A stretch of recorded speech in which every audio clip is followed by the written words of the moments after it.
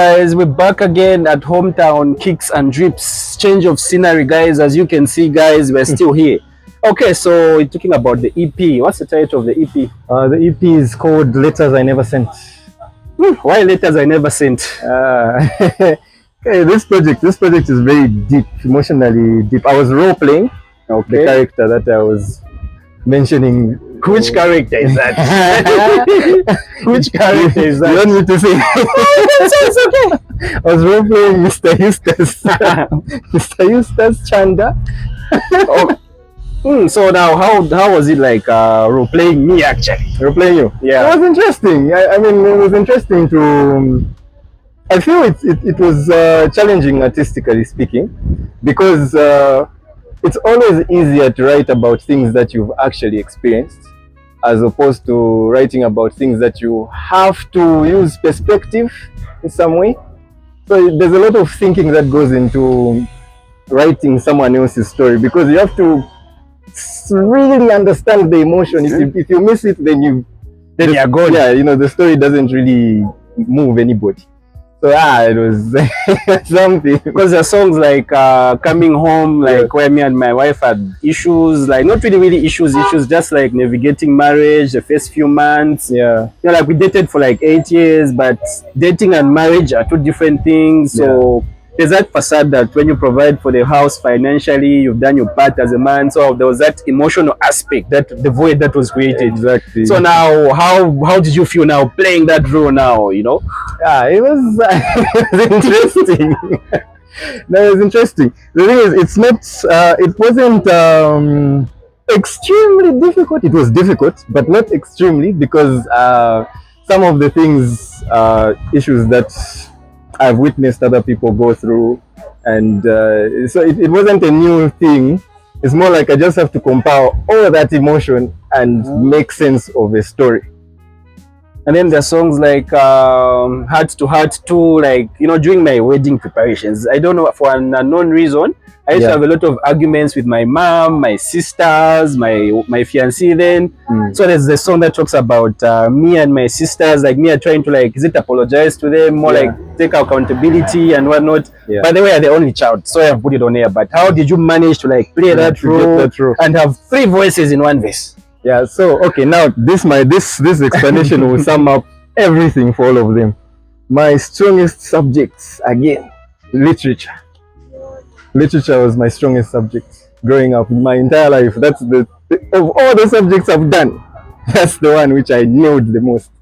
So I love to write stories. Before I actually even started doing music production, whenever I'm stressed, I would sit down and have an imaginative story about something. So that's how it's easy for me to create certain scenarios, or how you notice that I even started changing voices in the middle of 3 voices in one. That's like a narrative type of storytelling. Okay, now that's English though, narrative composition. Okay. Taking it back to grade 1, grade 4, grade 10. So narrative type of composition. It's okay. It's for me, what excited me about creating this entire project is that I get to make people feel an emotion as if they were there.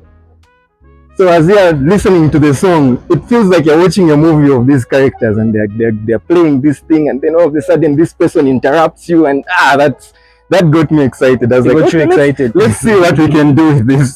This story. Since you mentioned you have 2 sisters. 2 sisters. Like, that's 3 perspectives. Okay, let's see how it works. I started, okay, fine. Let him think about what he's done and how he realizes that he's done something wrong.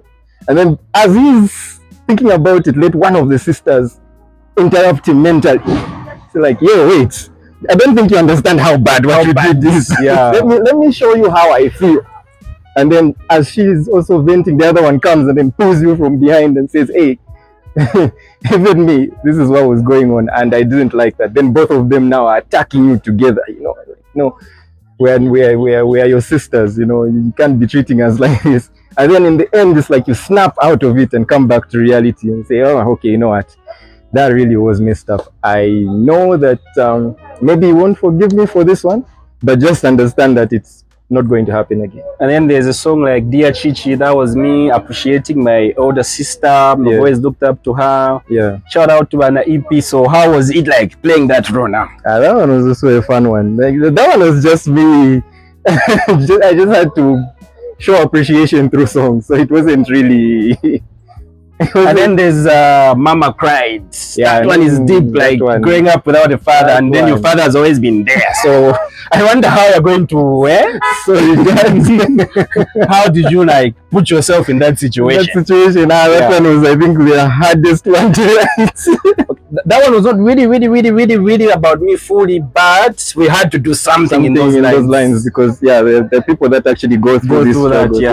But that one was difficult. But the fortunate thing is I have known a lot of people as well who have grown up without their parents, and you even hear some of the struggles they talk about, and it's, though I can't relate, I can see how that would be very emotionally moving. So what I needed to do for that song is try and tap into that emotion. Not easy, not an easy thing to do, because again, like you said, present father. Always present. Very present. Still supports you in your music. Ever present. It's like you sang the opposite of you.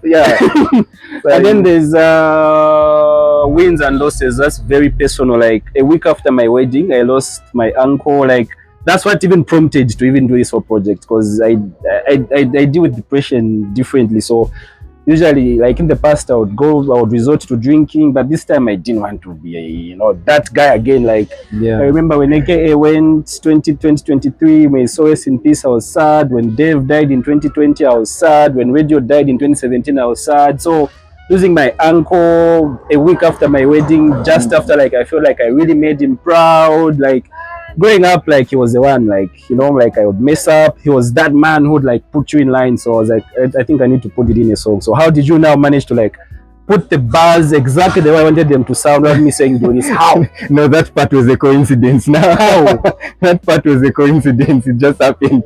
But otherwise, that one also just goes back to composition. I'm writing a story about something that you've already given me detailed, if anything. Now all I have to do is turn it into lyrics. So it was that one was just making a story. You gave me all the raw materials to make the story. So it was. I think that one was not as difficult as the others. But the most difficult one was the one for Heart to Heart. No, the most difficult one was the Mama Cried. Mama Cried. Mama Cried was the most. What was the first one you recorded? Actually, is it? That was the most difficult one. The others were at least.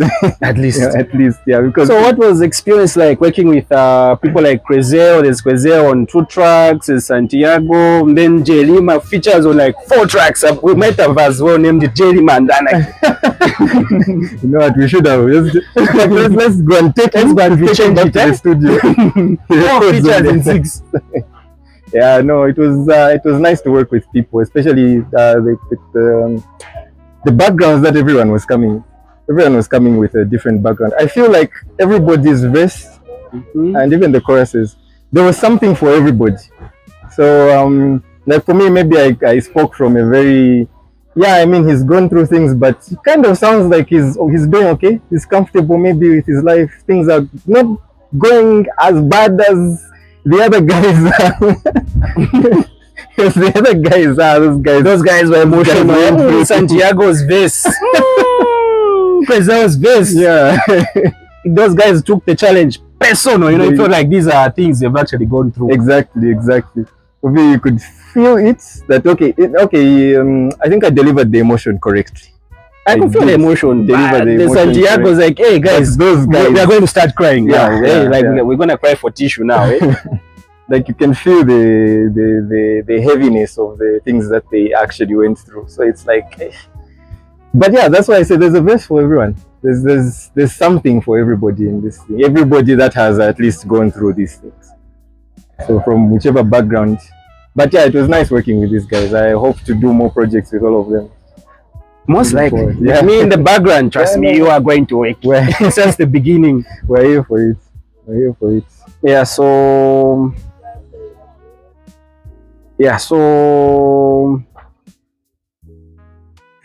what should we expect? Like, are you just dropping it, or maybe there'll be some visuals or something? You know, there's a video that we just finished shooting 2 days ago for. No, I won't say the song. You won't say the song, so we put people in suspense. Exactly. So are you going to drop the songs with the video, or the video will come out later, or how is it going to be like? I think the video comes after The EP is out? but not far after. Maybe a day or two after. Maybe a day or two. We might even just drop it together. At the same time. We'll see. We'll build and have the full experience. Live that once. But yeah, I think after, like 2 days after, so that people sit with whatever they listen to in the project, and then some visuals come out to support. Okay, so like on which platforms is this album going to be? We might be just saying, you drop, but where can people find it? Where can we find it? It's everywhere. Spotify, all streaming platforms. You find it on all streaming platforms. YouTube, on YouTube, it's gonna be probably on Laminate Media. Yeah, but you find it on all other streaming platforms. Yeah. So for the album, guys, you find it on Laminate Media.